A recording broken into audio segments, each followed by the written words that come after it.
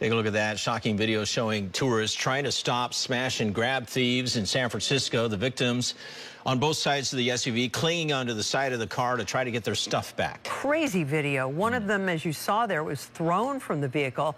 It's just another case of smash and grab crime that continues to plague the city. Today, San Francisco Supervisor Dean Preston sponsored a hearing on strategies to try to stop the car break-ins. KRON 4's Dan Thorne in our newsroom tonight with more. Dan. Yeah, Ken, smash and grab auto burglaries have been a major issue for both residents and visitors to San Francisco, especially in tourist areas. Data presented at the hearing today showed that most of these cases do not get solved, but there was some hope that some sort of solution could be crafted.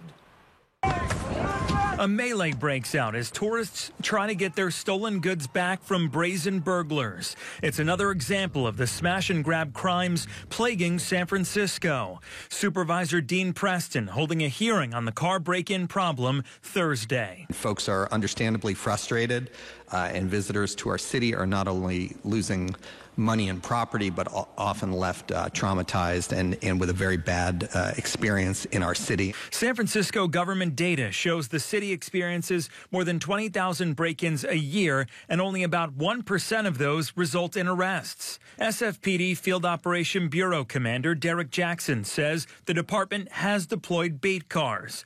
He also explained some tactics being used by thieves. The criminal element operates predominantly during the daylight hours.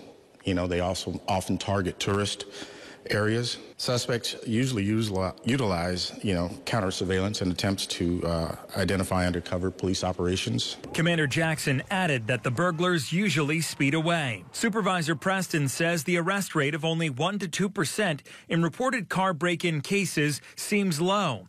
But SFPD Lieutenant Stephen Jonas countered that those arrests might be catching serial burglars. It's my experience that one suspect in a day working as part of a group could be responsible for several dozen auto burglaries in one day. Police have promised more patrols to address the problem. Preston suggests a multi-departmental messaging campaign to not leave valuables behind.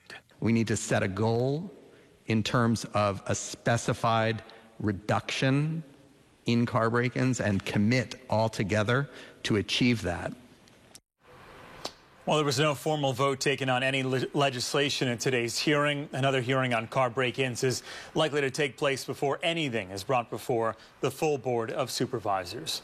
In the newsroom, Dan Thorne, KRON 4 News.